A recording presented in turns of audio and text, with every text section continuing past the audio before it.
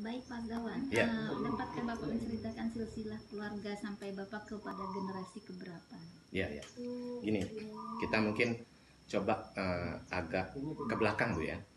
Bahwa ini kan etnis Lampung ya, dari marga Subing ya, marga Subing ya. Ini marga Subing ini satu bagian dari kelompok yang lebih besar namanya Abung Siwomigo. Nah, Abung Siwomigo ini maksudnya ada 9 marga. Nah, jadi tapi saya lebih fokus ke satu marga, yaitu marga Subing. Nah, marga Subing ini ya, kalau menurut sejarah ya, sejarah ke belakang sebelumnya ya, bahwa etnis Lampung khususnya marga Subing ini berasal dari skala berat. Nah gitu, skala berat ini ya sekitar di Lampung Barat lah sekarang begitu. Nah gitu ya. Jadi singkat cerita ya, karena perpindahan ada dari generasi Subing ini ya, mereka turun dari puncak sana ya. Ini di sekitar Waipungubuan atau sekitar Lampung Tengah lah gitu. Nah kemudian singkat cerita mereka melanjutkan ya, yang masuk ke daerah Lampung Timur ini ya, ini lokasinya bukan di daerah kampung ini, bukan di Jepara ini sebetulnya. Ada yang kalau untuk sekarang yang namanya Brajaluhur. Nah Brajaluhur itu ya, itulah yang aslinya namanya Joparopenet. Nah gitu, Joparopenet. Nah itu dari nama ya Joparo itu artinya ini kuserahkan. Nah karena marga Subing itu ya ada 3 kelompok kekerabatan. Ada Subing Linggang, Subing Nawang, Subing Tet. Nah yang khusus di Lampung Timur ya, yang khusus di Lampung Timur yang di Joparopenet ini adalah Subing Tet. Nah gitu. Nah ini nenek moyangnya namanya Minak Brajaselebah. Nah gitu. Ya sampai sekarang ya situs makamnya itu ada, dan posisinya itu ada di saat ini ya masuk administrasi Kecamatan Brajaselebah, Kabupaten Lampung Timur. Nah karena Lampung Timur ada 24 kecamatan, itu salah satunya ya. Nah di situ Minak Brajaselebah ini ya, ini ada 4 anak atau 4 generasi, yaitu Judan Penyimbang ya, Raden Guti, Ngedi Korajo, dan Raden Demak. Nah itu. Nah jadi dari 4 ini ya saya bisa menceritakan ya, karena ini berdasarkan catatan dari kakek gitu, dari orang tua. Ini yang Raden Guti. Nah Raden Guti ini ya artinya salah satu anak dari Minak Brajaselebahnya Raden Gutai, kalau bahasa Lampungnya gitu dialeknya, Raden Gutai. Nah kemudian setelah Raden Gutai ini dia ada anak lagi ya, namanya Kriyo Tanduyudo. Nah karena seperti saya sampaikan yang sebelumnya ya, bahwa etnis Lampung ini menganut garis keturunan ayah atau patrilineal. Nah berarti ya itu pelanjut keturunan atau generasi selanjutnya itu adalah anak yang tertua laki-laki. Nah kemudian setelah anaknya yang Kriyo Tanduyudo ini ada turun lagi namanya ya, generasi selanjutnya adalah Pangeran Tanduyudo. Nah gitu ya. Kemudian generasi seterusnya lagi sama namanya Pangeran Tanduyudo. Karena memang rata-rata ya gelar atau adab orang Lampung ini dia bisa ikut orang tuanya, bisa ikut kakeknya, atau bisa ikut generasi di atasnya lagi. Nah makanya ada nama-nama yang sama seperti itu. Kemudian nah generasi selanjutnya ya ini yang ke 7 ya dari Minak Brajaselebah, ini adalah Pangeran Yudo Kusumo. Nah ini yang lebih unik ini pas Pangeran Yudo Kusumo, karena dia ini salah satu yang paling banyak gelarnya. Nah gitu.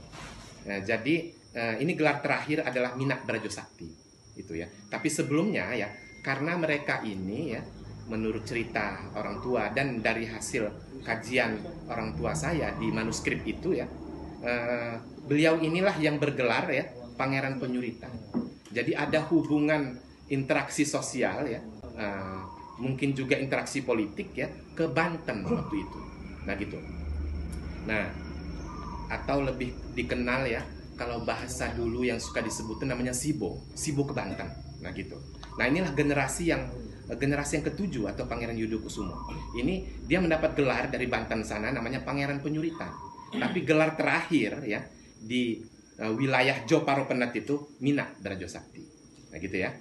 Nah ini kalau menurut catatan ini lebih kurang tahun 1557. Nah ini soal kebenaran wallahu alam yang nanti kita sama kaji ya di berbagai naskah yang ada itu. Ini menurut catatan yang saya dapatkan dari orang tua saya, kemudian dari kakek saya. Itu ya, puncaknya jadi saya ulang lagi tahun 1557. Nah, kemudian generasi selanjutnya ya generasi ke-8 ini namanya Minak Mangkubumi. Nah, Minak Mangkubumi ya, ini makamnya masih di Joparupenet. Nah, gitu. Jadi masih lokasinya bukan di kampung ini, masih di Joparupenet. Kemudian anaknya lagi ya generasi yang ke-9 ini sama juga namanya Minak Mangkubumi. Nah, ini menurut catatan ya, ini makamnya ada di sekampung. Nah, gitu. Saya lebih tepatnya di mana ini kita belum menemukannya, gitu ya. Kemudian generasi selanjutnya yang ke-10 ini Minak Mangkubumi lagi ya, ini ada di Labuan Ratu. Nah, gitu. Labuan Ratu ini sebenarnya tidak terlalu jauh dari Kecamatan Wejepara ya. Ya lebih kurang mungkin sekitar 10 km lah gitu. Nah, ini kenapa dia makamnya ada di Labuan Ratu? Ini mungkin ceritanya cukup panjang ya, saya cerita ya. Jadi begini. Saya sampaikan tadi ya bahwa proses menyebarnya etnis Lampung ini ya dari skala berat ya, singkat cerita ke Wai Pengubuan, kemudian yang Subingtet ini ya mereka mendarat ya melalui sungai namanya Wai Penet ya, itu sekarang ini daerahnya namanya Brajaluhur. Nah, itulah kampung pertama yang Joparupenet itu. Nah, mereka tinggal di sana ya. Kemudian menurut cerita ini saya menerima langsung dari cerita orang-orang tua-tua dulu ya. Ternyata ya mereka tidak selamanya menetap di sana. Mereka pindah yang sekarang ini ya, inilah namanya di Kampung Jepara. Tapi sebelumnya ini ada 2 km dari sini ya. Masih lokasi Jepara ini juga, jadi belum langsung ke sini. Nah, ini kenapa pindah ya? Pindah lokasi ya. Itu pertama karena sungai sebagai sarana transportasi utama itu semakin mengecil, semakin dangkal, sehingga transportasi ke beberapa wilayah semakin sulit.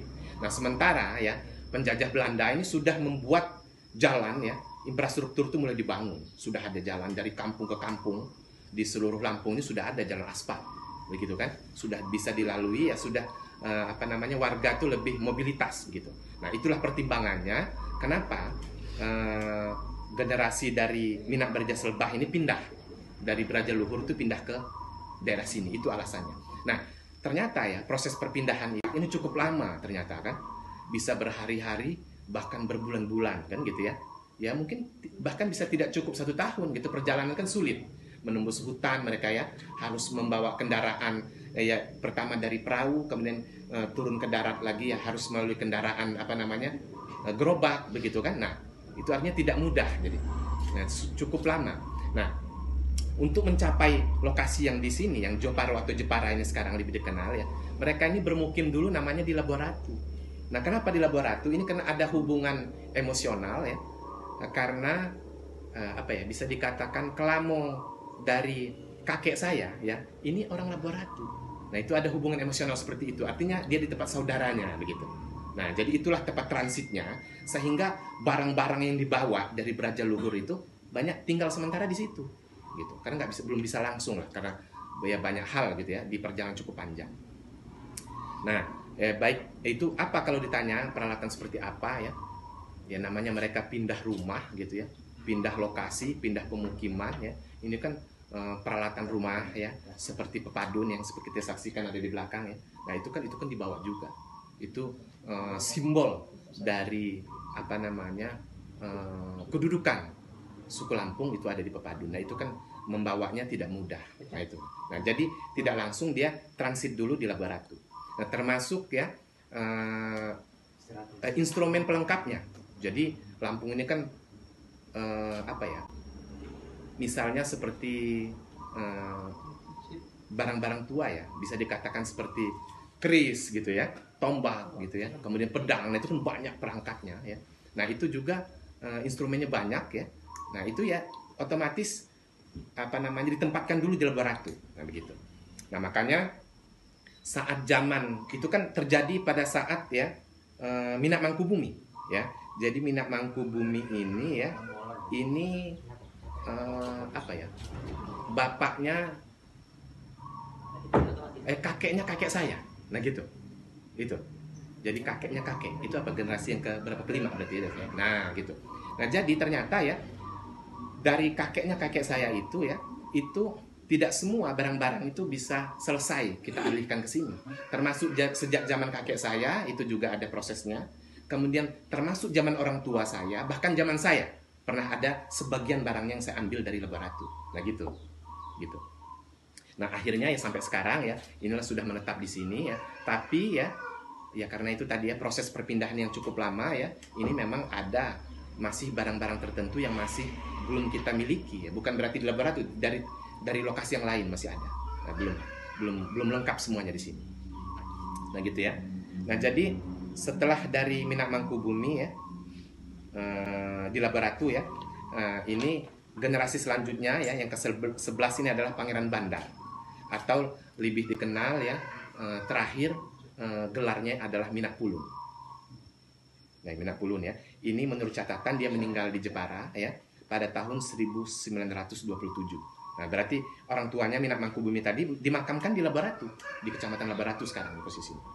Nah, kemudian generasi selanjutnya yang ke-12 ya, anak dari Pangeran Bandar atau Minak Pulun ini adalah Sultan Raja Tiang Marga. Nah, ini menurut catatan ya meninggal di Jepara pada tahun 1974. Nah, ini ya jabatannya pada waktu itu adalah Pasirah. Karena Lampung ini kan ada 84 marga. Salah satu marga itu adalah marga Subing Labuan yang secara teritorial ya itu dari saat ini ya itu dari Kecamatan Labuan Maringgai, Kecamatan Way Jepara, Kecamatan Labuan Ratu. Nah, itu satu marga namanya Subing, marga Subing Labuhan. Nah, gitu ya. Nah, itu dipimpin oleh Pasirah namanya. Nah, itu setelah itu masih pada zaman Belanda ya. Setelah zaman Belanda itu menjadi kepala negeri dan setelah itu hilang jabatan itu. Nah, gitu ya.